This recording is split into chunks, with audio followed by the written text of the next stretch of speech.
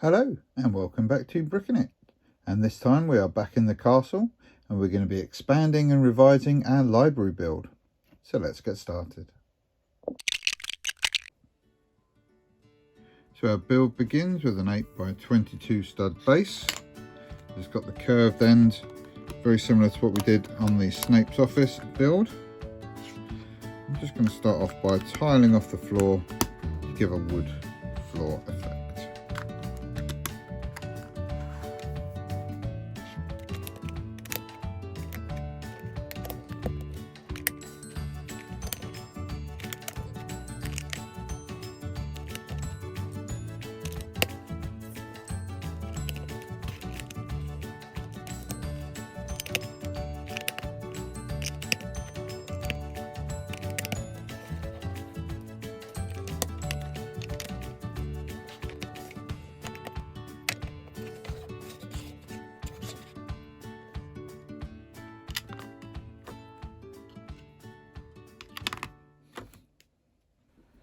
So we're going to make a start on our restricted sections shelving. They're going to be built into this recess here. We're going to start with a couple of these telescope pieces with some clips on top.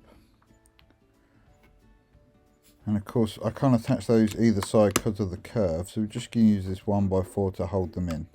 So I've just got clips in 3 spots there, and the other spot is going to hold this sort of faux book made out of these stacked plates, and the clips are going to hold on to our spell books. Just going to fill those in to fill all the spots. Now the pretend book at the end, you can see it matches fairly well. It's just going to be used so that its studs can hold on the pieces that are going to form the shelf for the next level.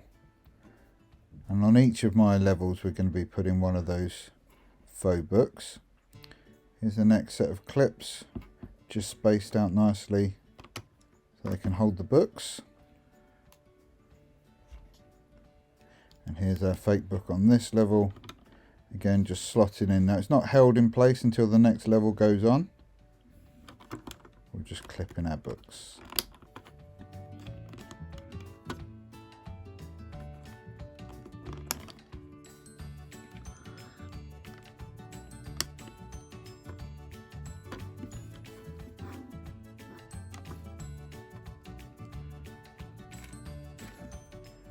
So here's our top level. You can see I've already put the plates in, and that last shelf front there is held in with the last 2 studs on our built book.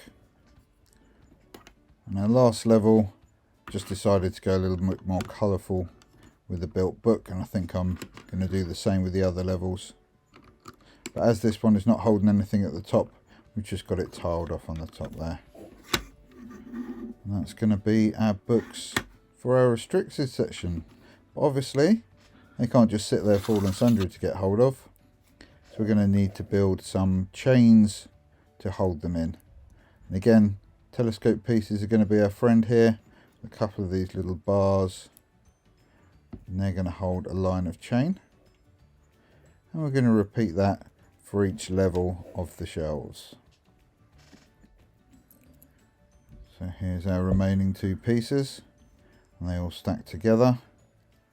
Got a couple of cylinders on top just to bring them up to the same height. And these are going to attach just into these empty studs either side of our shelves.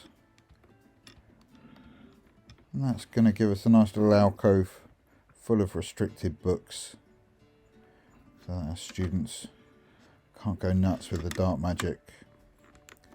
This end here gets capped off with some plates. I mean, I would have used the brick, but I did need the studs to extend all the way to the end of the alcove, as you'll see later, so that we can secure this cylinder piece to the main walls of the build. We're going to start building up the walls to our library. Nothing particularly special. Just obviously 1 brick wide as usual, using some of these nice long 1x16s to fill up the space. And we're going to start building up the walls windows go in. In the last version of the library, we only used the arch window rather than an extra window in, just so we get those tall windows reminiscent of the Hogwarts library from the movies. And here, right in the rest of the walls. See, I left a gap there. Talk about that in a minute. And here you'll see, just noticed my mistake with the tiling. That needs to come apart as we shift these tiles across one. Got a bit excited with my first rows of tiles. It's an easy fix. And that's all in nicely. So we're just going to finish building our walls. Our last pillar for the side here. Now we're going to want to tie in our curved side of the build into the main build. So we're just going to do that by bridging across with a couple of tiles. It's all attached at the base end, but just to stop that top side towing away. And we'll pop our front in, and that's our basic structure. I say that, as you can see, there's a massive hole in the wall. And there's a good reason for that. So I've made our bookshelves in two different styles, largely the same. I'm going to show you how we put together the main body here. If you've seen the Bits and Bobs episode where I built various furniture, I made one of these bookshelves in a test build style using lots of different coloured bricks, and here's how we're going to do it for our library. Each of our two bookshelves that we're going to be putting in the library is built slightly differently, but only slightly. Here you can see this first one is tiled off all the way to one edge, and there's a gap on the other, and this one there's a gap on each end. That's to show two different styles of building. So here's the hole I've left in the wall, because for our first bookshelf, the support for the book's actually going to be built into the wall. So we've got these two sets of snot bricks spaced out so that a tile will fit flat against them. And there's also a plate gap underneath so we can fit the shelves in. Here's our shelves. It's made out of a tile and a plate. The tile's just to give us a flat bottom to the shelf, and the plate obviously to help join everything together. These are going to stack just like this, two high, and those gaps will be filled by the books. We've got a little frog on top for decoration. So we're going to install our bookshelf, and you can see it levels off with that gap in the wall, so that when we put our wall piece in and attach all of our bricks, or our books rather, these are just a stack of tiles and plates. Got a couple of headlight bricks in just so we can put a wider spine, and a couple of these bricks here just to suggest the books are moving. Got one of these 2x2s with studs on one side, and then a little rail plate just to give a bit of texture to our bookshelves. And these are just going to attach onto the wall.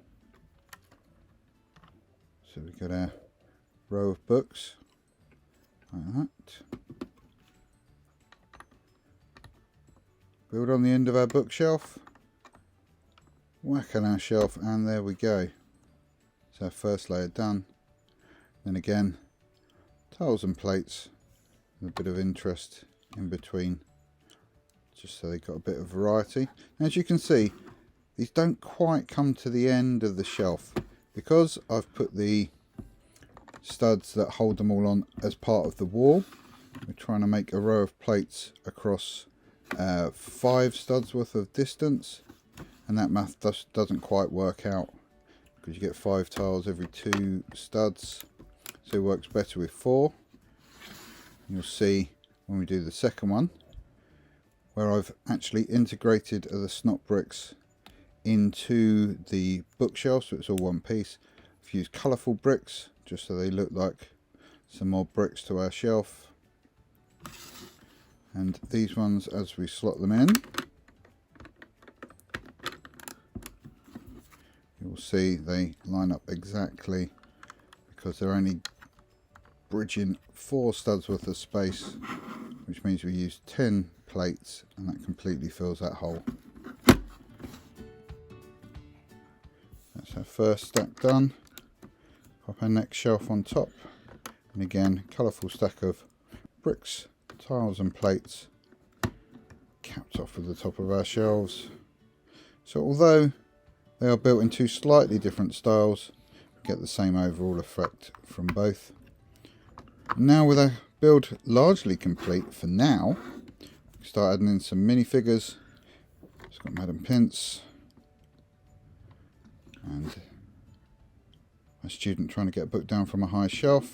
Now that brown book sticking out is not ideal with all the brown shells. I'm going to swap that out for a more colourful example of that piece. Did want as many colourful books in there as possible, just so it looks a bit more interesting, especially surrounded by so much brown. But that one was just the only one I had to hand. I think we'll make that a bit more interesting at a later date. And there we go. Once we pop on our front here and just tile off the rest of our building just to help keep those walls secure, we have the first look at our finished library module. Going to stack up nicely with the modules below and above, which are also getting this half tower extension on the end of each. Now, possible modifications I might make in the future include adding some of these letters. I've got a few alphabet sets from Bricks and Pieces. They're currently on the buy at home.